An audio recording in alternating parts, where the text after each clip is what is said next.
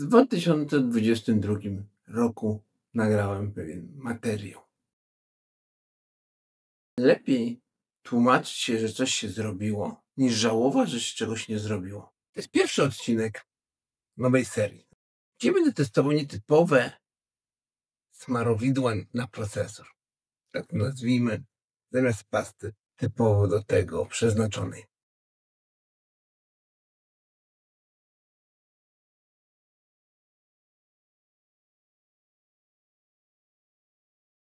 W pierwszej kolejności zrobiłem test na paście takiej normalnej, której się stosuje.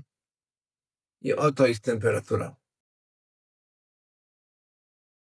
I to będzie nasz wynik, tak zwany 0, bo z odcinka na odcinek będzie coraz większa tabelka i będzie po prostu widać porównanie. A dzisiaj przetestujemy pasta do zębów na procesor. Normalnie nałożyłem na procesor, zamontowałem chłodzenie.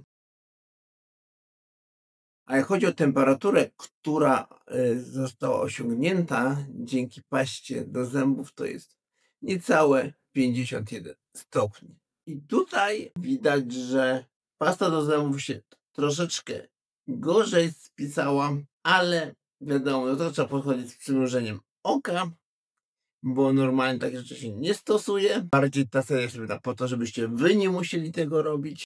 Jak widać teraz, jak zdjąłem później te chłodzenie, ta pasta zaczęła już wysychać, gęstnieć i prawdopodobnie za jakiś czas by się stało skorupą, bardzo szybko skorupą i izolatorem. Więc tego nie polecam.